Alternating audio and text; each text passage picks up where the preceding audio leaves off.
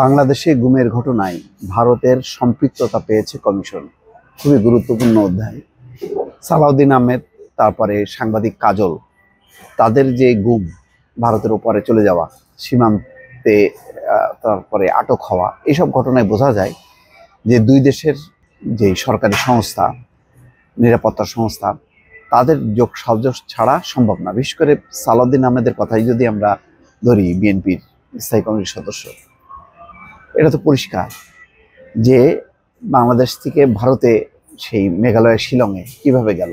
এটা কি এমনি এমনি যেতে পারে? কেউ পারে না। তার মানে হচ্ছে এই গুমের ঘটনায় সম্পৃক্ততা আছে। শুধু তাই না, এখানে গুমের সাথে যারা ভিকটিম, তারা কেউ কেউ বলেছে যে তারা হিন্দি ভাষায় কথা শুনেছে। যখন নাকি তাদের চোখ মুখ বাঁধা ছিল, সে অবস্থায় তারা হিন্দি ভাষায় পর্যন্ত কথাবার্তা শুনেছে। এই সমস্ত নানান ঘটনায় ভারতের একটা সম্পৃক্ততা আছে বলে কমিশনের রিপোর্টে বলা হচ্ছে। বিগত আওয়ামী লীগ সরকারের শাসনামলে অসংখ্য জোরপূর্বক গুম এবং হত্যার ঘটনা ঘটেছে। গুমের ঘটনায় আওয়ামী লীগের নেতাকর্মী ও তৎকালীন প্রশাসন জড়িত। শুধু তাই না, বরং ভারতীয় কর্তৃপক্ষের জড়িত থাকার প্রাথমিক প্রমাণ পেয়েছে বিগত সরকারের সময় গুম ঘটনা তদন্তে গঠিত কমিশন। শনিবার বিকেলে অন্তর্বর্তী সরকারের প্রধান উপদেষ্টা ডক্টর মোহাম্মদ ইউনূসের কাছে এই গুম সংক্রান্ত কমিশন তাদের প্রথম অন্তর্বর্তী প্রতিবেদন জমা দিয়েছে। অবসরপ্রাপ্ত বিচারপতি মইনুল ইসলাম চৌধুরীর নেতৃত্বে 5 সদস্যের কমিশন ঢাকায় রাষ্ট্রীয় অতিথি ভবন যমুনায় প্রধান উপদেষ্টার কাছে আনফোল্ডিং দ্য ট্রুথ শীর্ষক প্রতিবেদন হস্তান্তর করে। প্রতিবেদনের কিছু অংশ গণমাধ্যমকে সরবরাহ করেছেন প্রধান উপদেষ্টার প্রেস উইং। পুরো প্রতিবেদনটি প্রকাশ করা হয়নি, শুধুমাত্র প্রকাশযোগ্য অংশ দেওয়া হয়েছে। সেখানে গুম ও নির্যাতনের কিছু চিত্র ফুটে উঠছে। কমিশনের তদন্ত ঘটনায় সম্পৃক্ত কর্মকর্তা এবং নির্যাতনের শিকার ব্যক্তিদের বয়ানে উঠে এসেছে গুম ও নির্যাতনের নানা রোমহর্ষক বর্ণনা।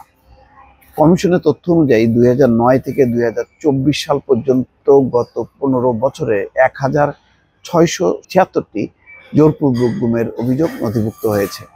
এদের মধ্যে কমিশন পর্যালোচনা করেছে 758টি অভিযোগ।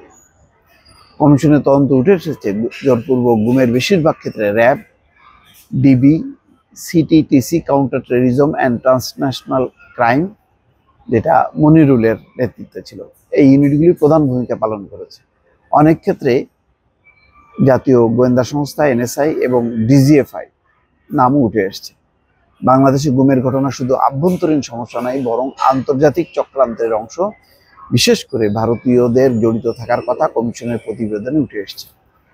সুখরঞ্জন বালি এবং বিএনপি নেতা সালাউদ্দিন আহমেদের গুমের পর ভারতে হস্তান্তরের ঘটনা এখানে উদাহরণ হিসেবে বলা হয়েছে। সুখরঞ্জন বালি এবং সালাউদ্দিন আহমেদ, যিনি বিএনপির এখন স্থায়ী কমিটির সদস্য। এছাড়া বিএনপির জাতীয় স্থায়ী কমিটির প্রয়াত সদস্য সালাউদ্দিন কাদের চৌধুরীর ছেলে হাম্মাম কাদের চৌধুরী তার বন্দিশালায় হিন্দি ভাষাভাষী লোকদের কথা শোনার কথা কমিশনকে জানিয়েছেন। সালাউদ্দিন আহমেদকে 2015 সালে ঢাকার উত্তরা থেকে গ্রেপ্তার করা হয় এবং পরবর্তীতে তাকে ভারতের হাতে তুলে দেওয়া হয়।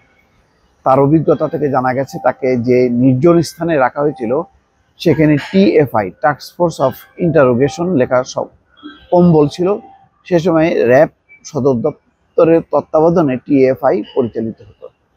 কমিশনের দাবি, র্যাব গোয়েন্দা শাখা যারা এই ধরনের অভিযানে সক্রিয় ছিল, তারা জানিয়েছে যে ভারত ও বাংলাদেশের নিরাপত্তা বাহিনী বন্দি বিনিময় করত।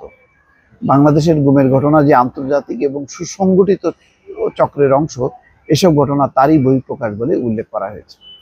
প্রধান উপদেষ্টা প্রেস উইং থেকে জানানো হয়েছে, রিপোর্ট জমা দেওয়ার পর র্যাবের বিরুদ্ধে মানবাধিকার লঙ্ঘনের অভিযোগ এনে বাহিনীটি বিলুপ্তির সুপারিশ করে গুম সংক্রান্ত কমিশন। এছাড়া আওয়ামী লীগ শাসনামলে গুমের নির্দেশদাতা হিসেবে সাবেক প্রধানমন্ত্রী শেখ হাসিনার সম্পৃক্ততার প্রমাণ পাওয়া গেছে।